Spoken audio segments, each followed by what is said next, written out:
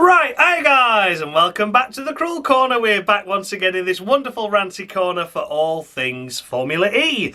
So, Diriyah, round number 1 has come to a close, and what could be said? It was a lot more exciting than Mexico.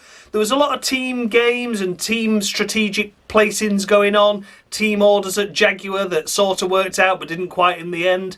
Norman Nato very much looking like cork in the bottle to maybe let Jake Dennis guarantee himself a podium with the Andretti squad. It was a little bit up and down, wasn't it, really? The top 3 broke away, but then P3 ended up falling back to the others. There was this long train of cars from P3 all the way down to like P14, P15 towards the end of the race.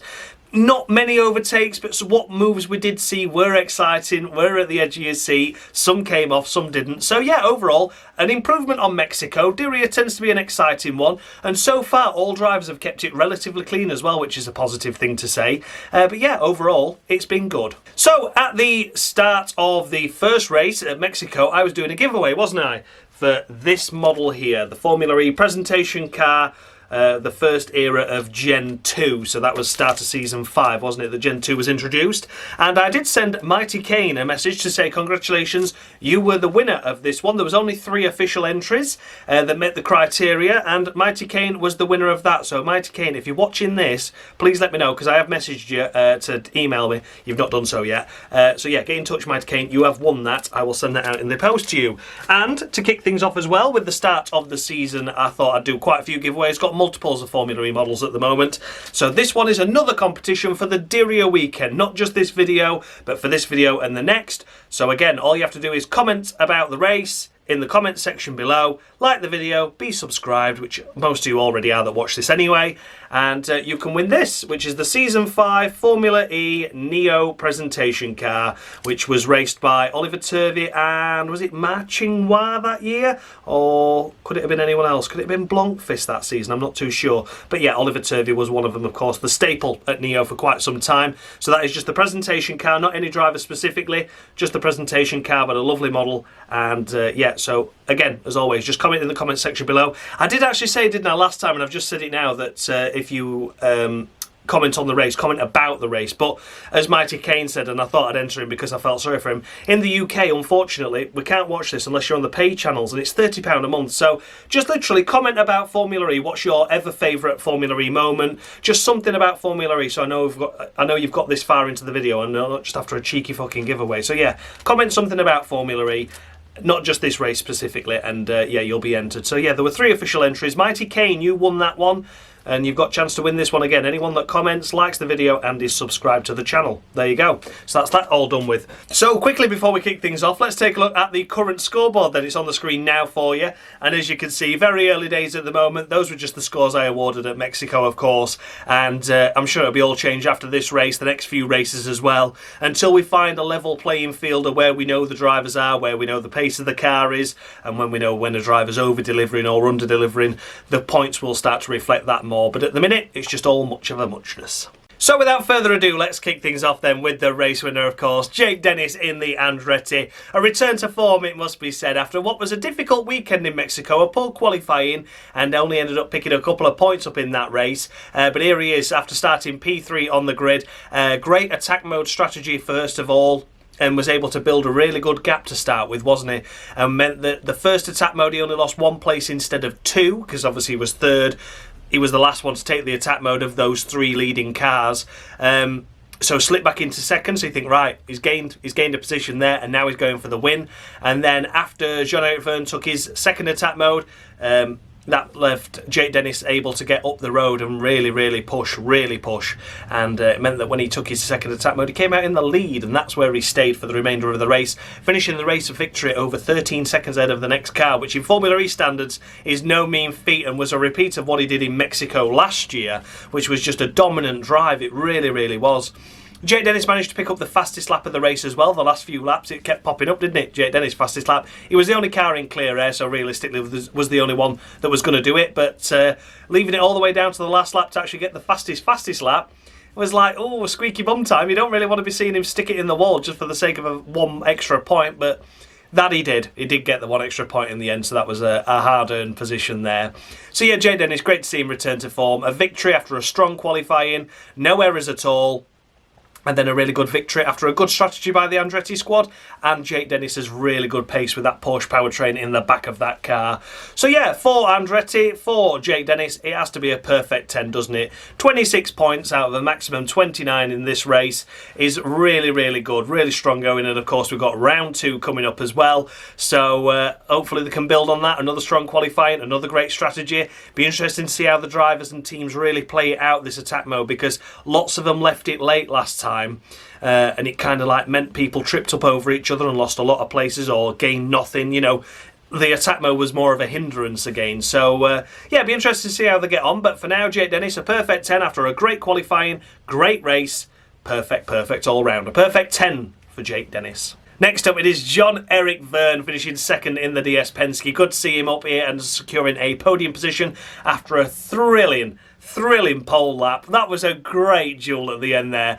Of course, it was Jean-Eric Vergne and Mitch Evans battling it out, and I think there was only something daft like half a tenth between them at any point during that, and it could have swung either way. It was Evans' way 1 minute and then it was Vergne's way. Such an exciting final. I do love this dual format as well, because the drivers that deserve to be there get there on merit, whereas the previous system in Formula E meant that the faster cars got a really slow track, you know, a track that needed cleaning up, and then the slower cars got a cleaner track, so it kind of meant the grid was always jumbled, whereas here now, if you're up here in qualifying, you're here on merit most of the time. So yeah, great to see, an exciting duel, and it was good to see Jean-Eric Vergne get that pole position. Ended the race in second place, was okay, it was decent, wasn't he? He slipped to third at one stage of the race, but then Mitch Evans' pace just suddenly dropped off and Vergne was able to nip through on him. Evans tried to lunge up the inside of Jean-Eric Vergne at the end there as well. Vergne consumed a lot more energy than the other three around him, of Jake Dennis, Vergne and of course Mitch Evans, and meant that by the final few laps it was P2, P3, P4, P5, P6, P7, P8, P9, P10, P11, all the way down to 15th, all in one long line, and Mitch Evans tried to lunge up at the inside of the second to last corner. Didn't pull off, didn't work out, and Jev just drove so smartly because he knew that realistically the only overtaking opportunity was after that long straight. And he knew that if he got a good exit out of there, used all his power out of that corner, saved it for the rest of the lap, he was fine. He's a cork in the bottle, but he's fine. And that was some really clever driving by Jev. So yeah, a fantastic pole position. Brings home 21 points, isn't it? So yeah, 3 points for the pole position, 18 points for finishing in P2.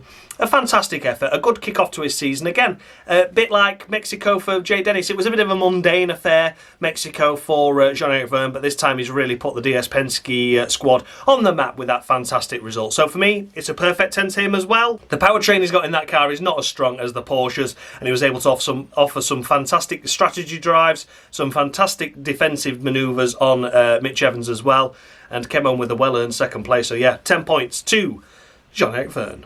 Securing third place, it is Nick Cassidy. 2 podiums out of 2 races so far with his new Jaguar venture. He must be thrilled with that, he really must be. Really, what could only be said about Nick Cassidy's race was, initially it didn't look like he had the pace of Evans. Evans certainly had the better qualifying, but Cassidy was able to work his way through and get into that 4th place position. And then it's sort of like they started tripping up over each other a little bit, the Jaguars. They weren't really building confidence with each other. The strategy was sort of all over the place, and I was siding with what Cassidy was saying. You know, Cassidy was saying, look, let me get ahead of Mitch Evans, let me take my second attack mode, I'll then feather in behind him, and I'll be 4th. I'm happy with that, but don't let me get held up by Mitch, who was obviously slower at the final stages of that race. Don't let me be slower. And I completely agree with Cassidy there, and what he was saying was right. Look, let me through, let me go, I'll go get attack mode, come out behind Mitch, and then I'll stay there, but I don't want to finish any lower than 4th. And otherwise, he could have finished behind Sam Bird, he could have finished behind any of those cars, because if you got out of line and it went wrong, you could have tumbled down to the back of the pack, as mentioned already, all the way down to 15th. So if it went really wrong, you were outside the points. So yeah, I agree with Cassidy on that, and I think it was really smart that he was managing attack from behind from Bird. He was trying to overtake Evans ahead. He was trying to sort out the strategy as well. Overall, he was just doing everyone's job. It was a bit like a Ferrari situation where the driver were telling the team what to do. And in the end, it worked out for Nick Cassidy. He was quite happily sat in 4th place. Mitch Evans lunged it up the inside of Jean-Eric Vergne on the final lap with just a couple of corners left to go. And Mitch Evans got it wrong. Nick Cassidy picked up the podium. Can't say fairer than that, can you? So for Nick Cassidy, admittedly, yeah, didn't get into the final, but the Jaguar were going to knock each other out, weren't they, at that stage, because they got into the quarterfinals together, and so obviously one was always going to get knocked out. So, of course, Nick Cassidy was knocked out and Evans went through.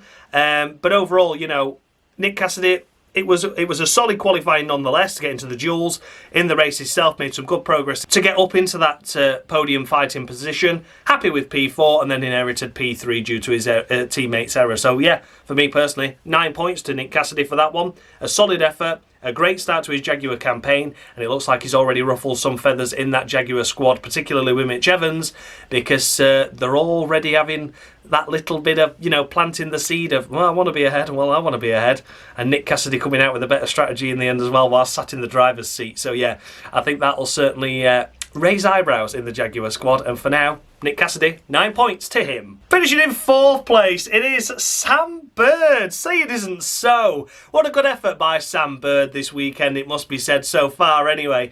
Not sure what round 2's got in store for us just yet, but this race to go by, strong qualifying, lined up alongside his teammate in the qualifying duels.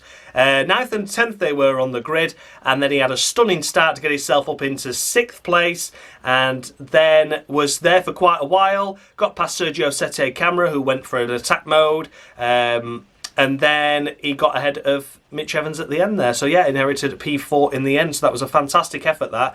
And so close to a podium. So yeah, the qualifying matched his teammate. Qualifying 9th and 10th, I would say, is around fair for the McLarens. It'd be nice to see him a little bit higher up, but wasn't to be. And then in the race, drove really clever, really smart. The only near miss he had at the race itself was when he went for the attack mode quite late, and he got tagged by Nick Cassidy. If it had been spun there, that'd have been a bit unfortunate. But as it was, Bird was fine. Drove smart, drove clever, didn't do anything wrong. It was a good effort. Nice to see Sam Bird come back and do really well and get some good points there for the McLaren squad. So for that reason, it's got to be 8 points. 8 points to him. Not a wheel wrong. Absolutely perfect. Solid effort, and a lot better than Mexico as well. So Mexico seems to be a dud track for him, doesn't it? But yeah, hopefully he can carry that momentum forward into the next round as well. And we might be seeing a resurgent Sam Bird, who knows? Maybe he just needed that change of team. But for now, yeah, good effort. 8 points. Next up, and finishing in 5th place, it is Mitch Evans.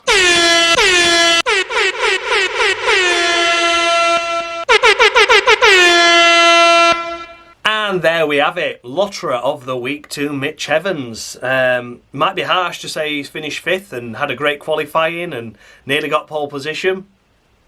But yeah, he lost his head, didn't he? And I need to set the stall out quite firmly here about this is called the cruel room for a reason. And I think he's had his feathers ruffled by Nick Cassidy, and really wanted to make sure he finished ahead of him, and also make sure he finished a couple of positions ahead of him as well. We saw a couple of good overtakes from Mitch, I'm not going to lie. There was some good moves up the inside. He got past Jean-Eric Vergne fairly and squarely first time round, didn't he? Then tumbled back as a result of the attack modes, which dropped him back to 3rd. Then had this sudden lack of pace, where the gap was over 4 seconds just to Vergne. But then as Vergne tried to save his energy that he consumed earlier in the race to keep up with that top 3, Mitch Evans caught back up again, and on the last lap went for a lunge that looks very desperate and very late at the best of times anyway, especially when it had already not worked earlier on in the race and lost positions. It was very much like fool me once, shame on you, fool me twice, shame on me. And yeah, made the same desperate attempt for a second time. And if it didn't come off the time before and it was a lot sooner on the brakes than you did the second time round, how on earth could you have expected to ever have stopped that car? So yeah, from being in 3rd place and safe with a podium, because Nick Cassidy was quite happy to sit there in 4th, no pressure from behind, quite happy to sit in 3rd, the move wasn't fully on and he went for it anyway and ended up tumbling down to 5th. So not only finished behind his teammate, but also let Sam Bird slip through as well. So yeah, for me personally, Mitch Evans, it's not been a great start to him this season, has it? Must be said. And this race looked like it could have boosted his confidence with a podium on the board, tick. Bit of teamwork between them, although there was a few discussions and discrepancies, tick. And then he throws it all away with just a couple of corners left to go. So, yeah, cost himself 5 points, cost the team 2 points. Yeah, just not acceptable, really. So, it is a lottery of the week. A harsh one, I'll admit, but at the end of the day, everything was in place there for him to achieve a podium, and yet drivers always want more, but at least make sure it's fully on before you go and do it. Then in 6th place we come to Norman Nato in the Andretti. As mentioned earlier at the start of the video, I think Norman Nato was used a little bit of a cork in a bottle situation here. He was running around in 4th through the most part. He got past Sergio Sette Camara. He qualified 6th, didn't he? So qualified 6th, finished 6th, was a decent effort in itself. Got himself up to 4th place though at one stage, and yeah, looked to be solid there. You know, looked quite happy, looked quite comfortable, 4th place. But kept falling away and then didn't use any attack modes at all either. And the attack modes weren't used by any driver really further back until very late in the race. So that was an interesting move by not just Nato, but everyone else. But it kind of made you think, well, is he slowing down to let Jake Dennis guarantee himself a podium straight away? Because that's the kind of vibe I got, really. You know, put yourself in a compromised position with the attack modes of being like, look, if I take it first, I'm going to lose loads of positions. You know, thankfully as it was, Sergio Sette Camara took it before him, so he ended up having a bit of a gap there. But nonetheless, it meant that the likes of Bird slipped through. Yeah, you know, overall, though, it was a solid effort by Nato, and I think there could have been more there had he maybe just gone a little bit quicker. But I think that was a team instruction, because at the end of the race, again, as mentioned, he was in that gaggle, he was in that fighting pack, and he was looking to try and make moves as well. So it was an interesting one. It was a strange setup with that one. So I'd love to hear from Norman Nato himself as to what actually happened in that race. But I think they were running two different run plans. It was to get Jake Dennis away and clear and guaranteed a podium after a poor start in Mexico. And I think it was just to guarantee some points for Nato. So P6, decent. I think realistically P4 could have been on the cards though, but I think that's a strategic error, not a driver error. Norman Nato has been solid so far, matching his teammate quite a lot, and was matching his teammate in that race as well, had he been allowed to, I feel. So yeah, Norman Nato in the Nissan, 8 points for me personally. Did nothing wrong there. I think he did everything he was told to and instructed to. Yeah, there could have been more positions available. I think he could have had 4th realistically as a maximum. But yeah, overall, I think he played the team game, played it well. 8 points. Then we come to Maxi Gunter in the Maserati, and at the moment he's sort of the lone ranger for Maserati. Difficult to compare what he should be up to and what he'd be doing with Jahan Darovella as his teammate at the moment, of course. But overall, really a solid enough race, solid enough qualifying, and here he is picking up a few more points. So again, no mistakes by him, no problems in qualifying practice, nothing. Solid, no problems, no damage, no crashing, no shunting, and brings home points. You know, it'd be nice to see a Maserati finish inside the top 5, of course it would, but here he is in 7th place, picking up 6 points. It's still points, you know, and at the moment, Maserati's Lone Ranger car, till Jahan gets up to speed, so he's got to do all he can do and be sensible with it, so I don't hold that against him. For Maxi Gunter though, I've got to be honest, it's a solid 7 from me for that. I think drivers further ahead of him, and some drivers a little bit lower down as well, I think put a little bit more impressive driving overall, but I don't want to criticise Gunter at all. I think I'm just at the moment just able to compare him to Mexico. Mexico, he seemed to have a lot more pace, a lot more fire in his belly. This time around it was more about poor qualifying, let's get a clean start and then manage the position we're in. 7th place overall, good effort, a solid 7. Then in 8th place we come to Pascal Wehrlein in the Porsche. Wow.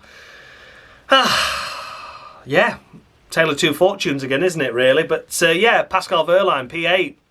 Difficult qualifying and difficult race really. Picks up a few points again, no damage, no mistakes. That's just how it ended up. I think that Porsche's got a lot more in it, as we can see with the powertrain in the back of the Andretti, of course. It was able to win by 13 seconds, but it was just a case of poor qualifying. Qualifying's everything in Formula E at the moment now, and then just couldn't make any advantage and headway. He had a lot of energy over the other cars around him, but there was such a long line of cars in front and behind that if you'd have made a move and it didn't stick, you'd have been tumbling down the order rapidly.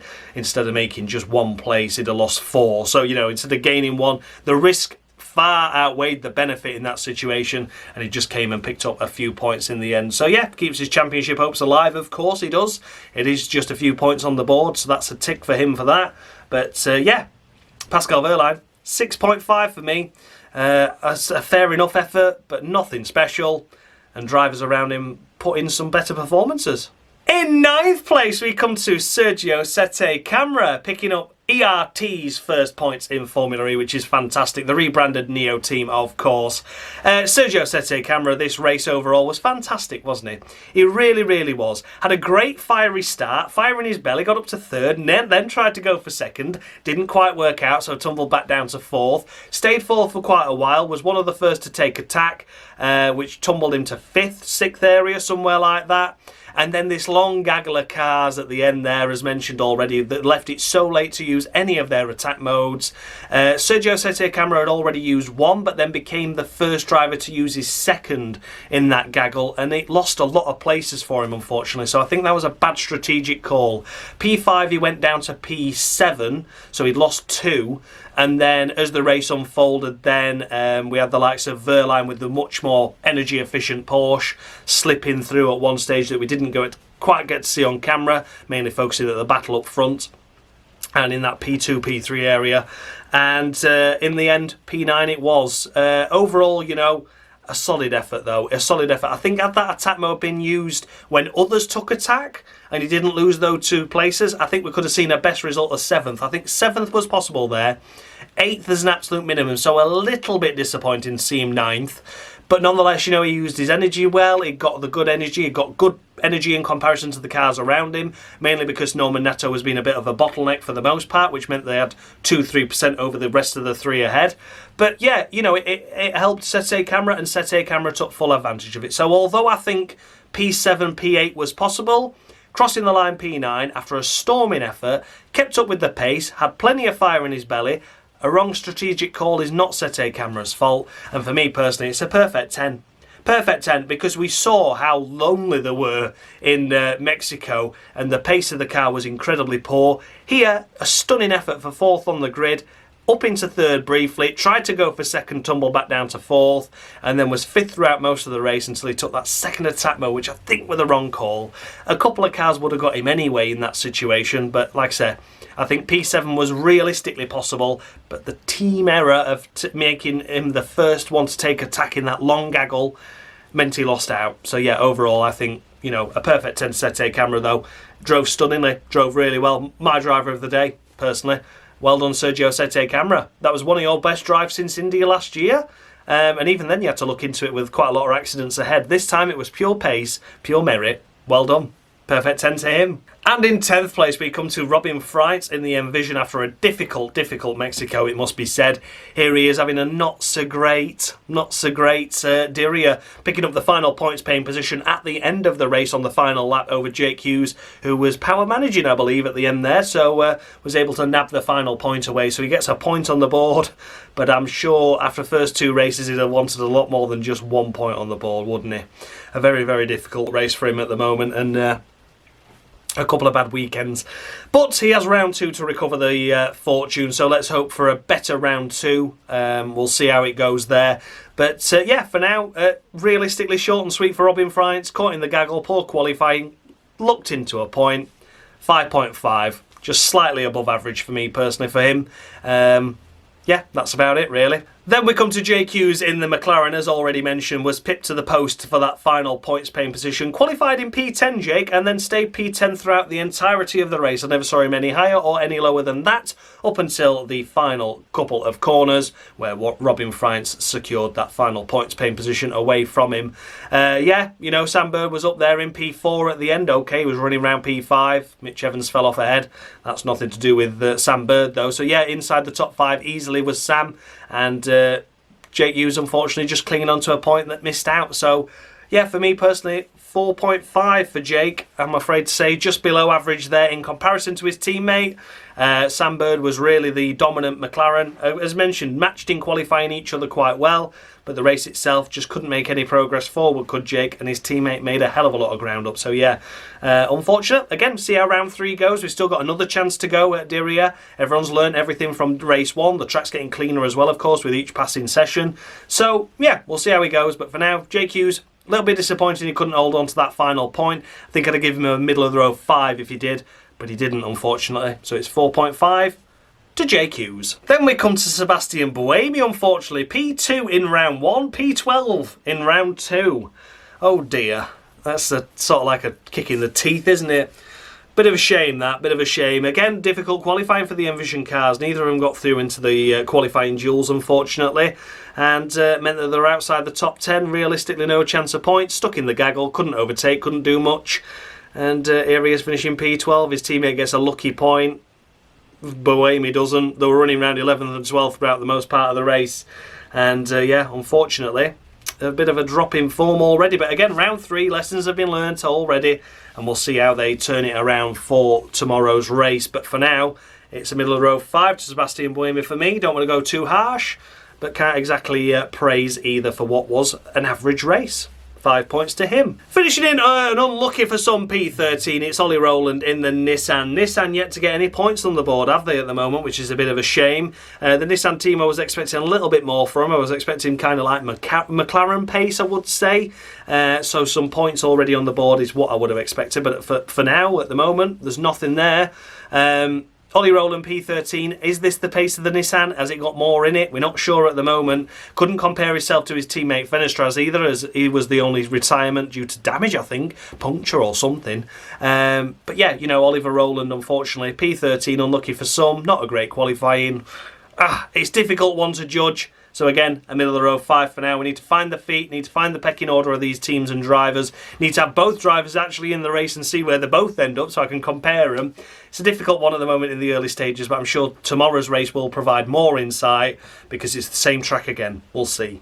But for now, middle of row 5 to Ollie Rowland. Finishing in 14th place, it is Stoffel van Dorn.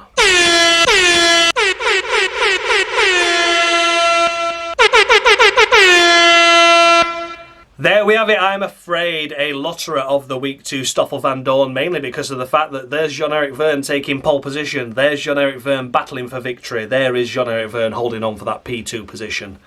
And where is Stoffel van Dorn in all of this? Outside the points by quite a margin here in P14 after not a great qualifying and not a great race. And, you know, I've got to start off, it is the Cruel Room Championship. And I'm afraid to say that that's just not good enough. Your teammate's up there in second place, Van Dorn, P14.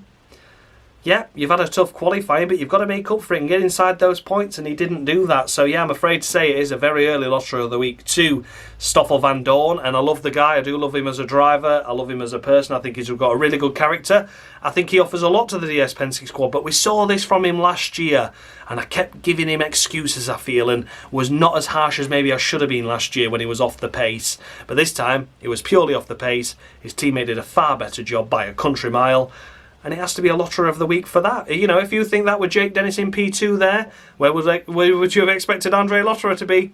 P14 or lower. And that is where Stoffel van Dorn ended up. So it is a very, very apt, if you pardon the pun, a very, very apt P14 and a lotterer of the week to Stoffel van Dorn for that. So there, unfortunately, it is a lotterer of the week to Stoffel van Dorn. Next up in the Mahindra, we come to Eduardo Mortara in 15th place. The Mahindra looks like the firm back marker. I can't believe it. I would have thought it would have been the ERT squad, judging by what we saw in testing from everyone. But yeah, you know, what's Mortara had so far? P13 round 1, P15 here in round 2. This one's probably a little bit more impressive because there's less retirements. So yeah, you know, Mortara, it's a difficult one to judge. Like I said, we're still finding the feet, but I think the Mahindra's firmly the last place car, which is surprising. Unfortunately, you know, Mortara made no errors though. Again, no mistakes, no errors, no sticking it in the wall. Just a lack of pace from the car, and you can't really blame him for that. I think I gave him 6.5 or 7 in Mexico, so here he is getting 6 for that P15 finish. As mentioned, only one retirement this race, so it is a genuine 15th. It isn't as if there were loads of cars ahead of him that retired and he looked into 15th. It is a good, solid finish, but 5 places away from points. I think Mortara and Nick De Vries would have expected a little bit more to come from this season, it must be said. I know no one's ever expected Mahindra to be a title charger. They had a rough season last season, but they were surely must have been expecting a car that could have, you know, scraped into the points on occasion. But at the minute, that car's looking like it's nowhere near the points on any day. So yeah, 6 points to Eduardo Mortara. Next up, it is Antonio Felix da Costa in 16th place and just avoids another lotterer of the week due to the fact that Pascal Wehrlein only picked up a couple of points. Had Wehrlein been inside that top 6, top 5 area, it would have been another lotterer of the week to Antonio Felix da Costa, because what has happened to him? No points again. Nowhere near. He is becoming the new Andre Lotterer at this moment in time, isn't he? He really, really is. It's such a shame to say and see. you know, a champion in Formula E. And he really is struggling to adapt to the Gen 3 era. He was up and down last year. This season has been mainly down. The first 2 races, no points on the board. His teammates had a win and a points finish here in Mexico, even though that's disappointing for Wehrlein. You look at it compared to Da Costa and you think, well, at least he got something. So yeah, Antonio Felix Da Costa, 2 points to him. Very lucky to not get another Lotterer of the week. But yeah, Wehrlein just didn't have a great race himself. So we'll see what round 3 holds for us. Same track. We'll see, you know, we'll see. But yeah, if he keeps this momentum up, it won't be long before he's well out of here in terms of not picking up any points in the actual championship and not scoring many points here in the Crawl Room Championship. So yeah, there you go. 2 points to Da Costa. In 17th place, we come to Nick De Vries in the other Mahindra. Unfortunately for Nick De Vries, it's been 2 P22 qualifying grid positions and nothing much better than that, really. The race itself has been mundane in both races. Here he is finishing ahead of a few cars, though, this time, so that's quite positive. That is a little bit more decent compared to last time, so I think he was last of the runners, wasn't he, in Mexico? Maybe he had Daruvella behind him, but apart from that. But this time around, he manages to finish ahead of a few cars, at least on merit. And it's a middle-of-the-road 5 to Nick De Vries. A difficult car to judge. Difficult to judge De Vries' form at the moment, getting used to the Gen 3 era as well. Not a million miles away from his teammate Mortara once again, but still off the pace in comparison to him, despite, you know, the fact they're not really doing that great in qualifying, not doing that great in the race at the moment. It's 2-2 in the races, 2-2 in the qualifyings, and yeah, De Vries, as much as I want to, you know, encourage him to go forward, it will be good to see De Vries just get that one up over Mortara in the next race or two, just to, you know, prove he is there, settling in. Because lining up back row of the grid, I'm sorry to say, I can line up last place. You know, I've got that ability. I can line up in last, you know. So, yeah, it will be good to see what happens. But for now, unfortunately, for Nick De Vries, it's just middle of the road 5. The Mahindra looks like a pig to drive. Looks like he's going to be in for a long, difficult season. Then we come to Nico Muller in the Apt Cupra. And, yeah, again, difficult to say with these Apt Cupras. I think Nico Muller had more pace in Mexico than he had here in Diriyah, but unfortunately his race was undone by the move that Da Costa made on him. This race, it seems that they just didn't have the pace overall, both cars down at the back and towards the back. Muller had a slightly better qualifying than Di Grassi once again, so that was an encouraging sign for Nico Muller. Di Grassi obviously just adjusting, getting back into the Apt Cupra squad. The car again seems like a back marker. But yeah, is it as slow as the Mahindra? I don't think it should be. I know they've got the same powertrain in the back of them, but yeah, the way that Apt Cupra ended last season, I'd kind of hoped they could have started this season like it, and they haven't at the moment, so let's see what happens. But for now, Nico Muller, 5.5 to him, beat his teammate. It's really as much as we can go on at the moment. I think there was a little bit more pace in that Apt Cupra than the drivers got out of it, but I suppose if he's no good over a single lap and then they can't overtake, then it's difficult. But yeah, 5.5 to Nico Muller. It's going to be one of those as the season progresses. We're going to see either where, you know, judge where the pace of each driver and team is. But at the moment, for me personally, in my mindset, the Mahindra looks like it's the last place car, and they were out qualified. So yeah, let's see. But for now, 5.5 to Muller. Next up, it is Lucas Di Grassi, both of the Apt Cupras finishing together, and nothing really to write home about. Middle of the road 5 to Di Grassi for that one, I'm afraid. Nothing special, nothing spectacular. Just keep circulating around and seeing what you can get, and when there's no retirements in the race hardly, then there's nothing much for you to pick up. So yeah, Di Grassi, there you go. Middle of the road 5 to him. Next up in 20th place, it is Jahan Daruvalla in the second of the Maseratis. Again, you know, I'm going to say like I said at Mexico, you know, he's just getting up to speed in the championship. A total rookie within the sport, the only official rookie on this grid this season. Jumping in from Formula 2 into Gen 3 must be such a leap of, like, just relearning your brain and retraining your brain how to, like, use regen and how to manage your energy efficiency and when to push and when not to push. It's a completely different kettle of fish, you know. So for Jahan Daruvalla, all he's doing is keeping it clean and tidy, not having any issues or accidents, and that's as much as I can expect from him from now. I look to see that he makes a little bit more progress in round 3, of course, because the track's getting cleaner, getting better. Of course, he's already raced here today, so he'll be racing again tomorrow at the same track. So would like to see a little bit of close of gap. Made a mistake on his final qualifying run there in the heat rounds, but of course, you know, he was probably going to end up close to last anyway. So, you know, it is a mistake, and he shouldn't, you know, but at least he didn't bin it in the wall. It's one of those. You've got to allow a rookie some misfortune at times, haven't you? So yeah, a mistake that didn't mean ultimately he stuffed it into the wall is fair enough. Could he have been a bit higher up the grid? Yeah, it could have been. But would he have been finishing inside the points? At the minute, I'm going to say no. But I do mean that in the greatest respect to Jehan, because I think he has got the ability to be in Formula E. He's been looking at Formula E as an option for a career for quite some time. It's just unfortunate that he's coming in this Gen 3 era, you know, in a big team Maserati that are looking to build momentum. I think he's been thrown in at the deep end, and I think he just needs that time. And he's giving himself all the time possible at the minute by not crashing, not making mistakes. That's all you can ask of him at the moment. So yeah, a middle row 5 to Jehan at the moment. Of course, going to give him the benefit of the doubt once more in round 3 if he doesn't deliver. But I would like to see him a little bit better up in qualifying, I must say. A little bit further up in qualifying, maybe a little bit more fighty in the race. You know, he's had 2 bites of the cherry here at this double header. So I would like to see some progress from him. But again, if it's not inside the points, so be it. You know, it's just where we are at the moment with Jehan. So yeah, middle row 5 to him at the moment. And that's that.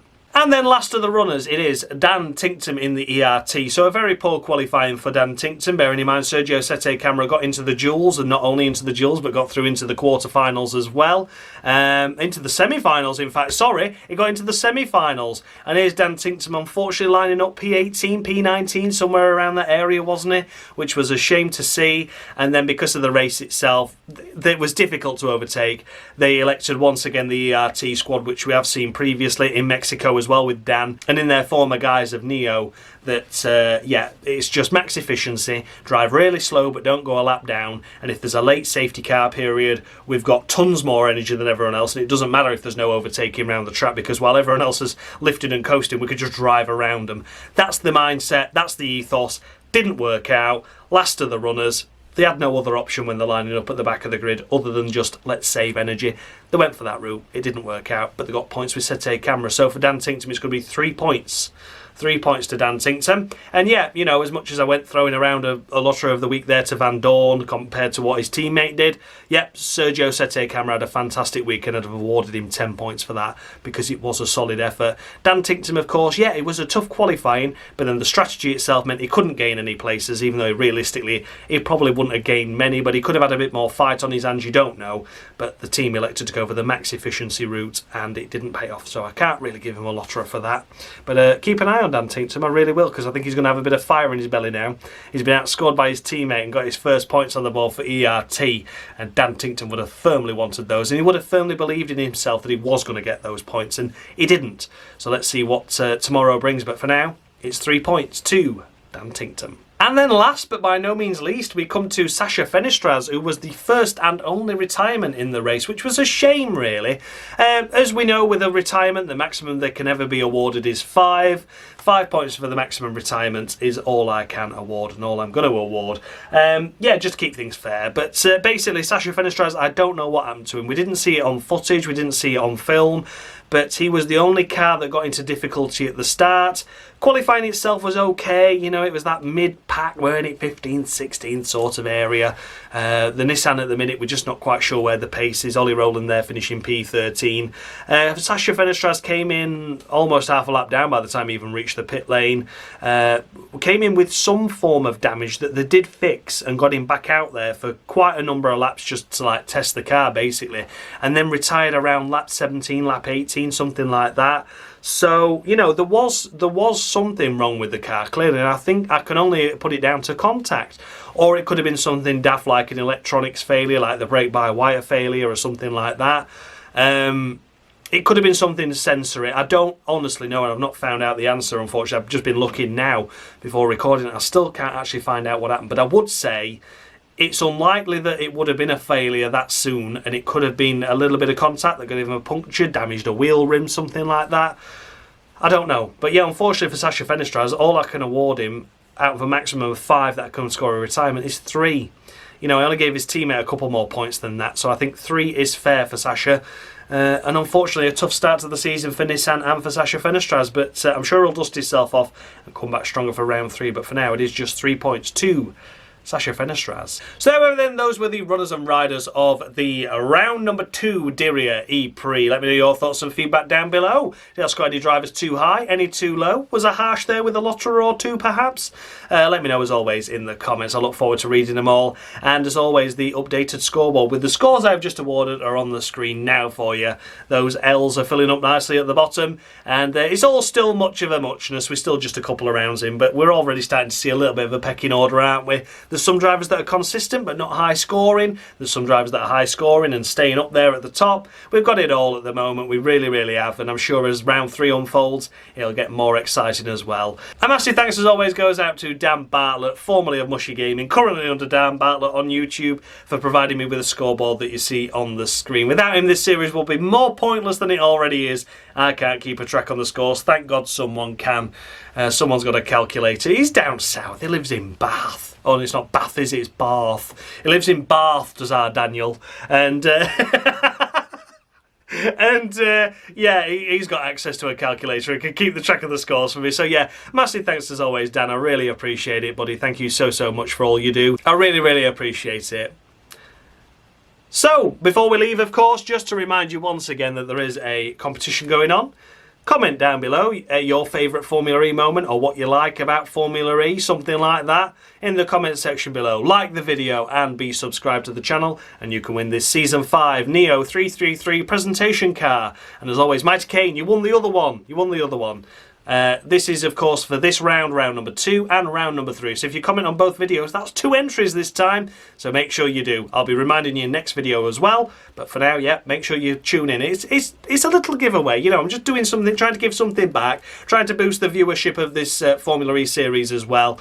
And, you know, it's a cool model. It is a cool model. I like it. I've got one myself. It's just I've got a spare. So, you know, there you go. But yeah, thank you so much for watching, guys. And as always, much love.